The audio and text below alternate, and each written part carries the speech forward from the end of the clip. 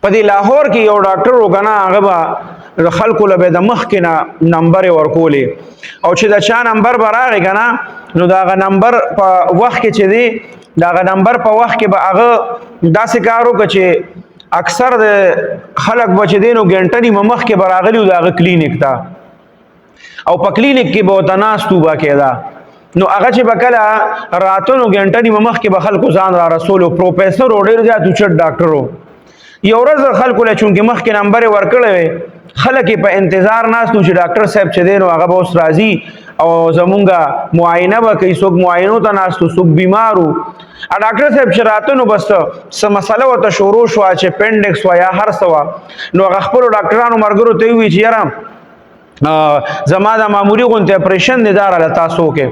هغې چې کله راغله نو ورته ویل چې یاره ډاکټر صاحب د بیک اپ دپاره څه وینه او یو څه بل څه دا مړه وي دا خو معمولي غونته اپریشن دی وي دې کې د بیک اپ څه دي وي دا دغې ضرورت نشته وي دا معمولي غونته اپریشن دی بس هغه چې کله اپریشن تیټر ته دننه کړی دی خلک یې په انتظار ناست دی اپریشن تیټر ته چې دننه کړی دی نو هغې خو چونکې ډاکټر صاحب په خوله باندې ځان سره بیک اپ نه و دغه کړی بس هغې چې کله دغه شوي دی نو بس یکدم د هغې نه هغه کاتر وانه شوې ده بلیډینګ ډېر زیات شروع شوی دی یا وینه بس هغه معامله چې ده نو خرابه شوې او ډاکټر صاحب چې هغې کله د هغې ریکوري او دغه کو نو بس ډاکټر صاحب په هغه ځای کې اپریشن تیټر کې وفات شوی و خلک ورته ناست دي چې ډاکټر صاحب به راځي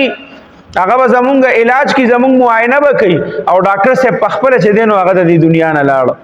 دا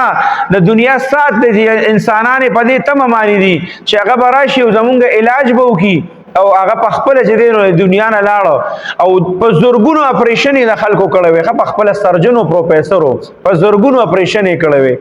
خو چې کله په خپله د اپریشن وي نه مړه بیک اپ ته ضرورت نشته ځکه چې الله یې وخت مقرر کړی او په هغې کې د هغه دقه وخت کې مقرر شوی وه چې دی به په دې کې ځي نو